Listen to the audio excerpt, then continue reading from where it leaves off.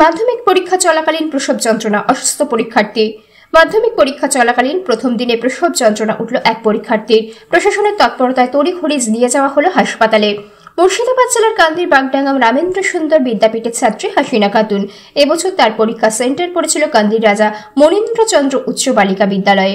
বাংলা পরীক্ষা চলাকালীন হঠাৎই তার প্রসব যন্ত্রণা ওঠে। বিষয়টি জানানো হয় স্কুল কর্তৃপক্ষকে। তারপরে কান্দি থানার পুলিশ ও প্রশাসনের হস্তক্ষেপে তড়িঘড়ি কান্দি মহকুমা হাসপাতালে ভর্তি করানো হয়েছে চিকিৎসার জন্য।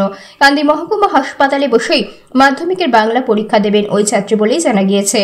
পরিবার সূত্রে জানা গিয়েছে, কান্দির বাগডাঙ্গা নিবাসী আশিস শেখ তার কন্যা হাসিনা খাতুন।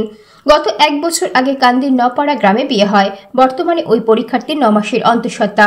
ফলে সোমবার পরীক্ষা চলাকালীন তার প্রসব যন্ত্রণা উঠলে তড়িঘড়ি নিয়ে যাওয়া হয় হাসপাতালে। তবে হাসপাতালে নিয়ে যাওয়া নিয়ে প্রশাসনের ভূমিকাতে খুশি পরিবারের সদস্যরা। 10 মাস আগে বিয়ে হয়েছে, 9 মাসের প্রেগনেন্ট। এই মাধ্যমিক পরীক্ষা দিতেছি, হঠাৎ পেটে ব্যথা দেখছি। দিল্লি এসছে, কান্দি থানা থেকে পুলিশ এনেছে, সাংবাদিকরা সব এসছে, ভর্তি করে দিচ্ছে হসপিটালে। এখন কেমন আছে? এখন ভালো আছে, সুস্থ আছে, পরীক্ষা দিচ্ছি। পরীক্ষা দিতে পেরেছে? বলছি কোন স্কুলে পড়তো? বাগডাঙ্গার স্কুলে, বাগডাঙ্গার হাই স্কুলে পড়া হয়েছে। কি নাম? হাসিনা খাতুন। হাসিনা খাতুন। মানে এই যে আচ্ছা, আপনার কি নাম? আমার নাম নজিফা বিবি। এখন কোথায় পরীক্ষা দিচ্ছে? এখন হসপিটালে পরীক্ষা দিচ্ছি।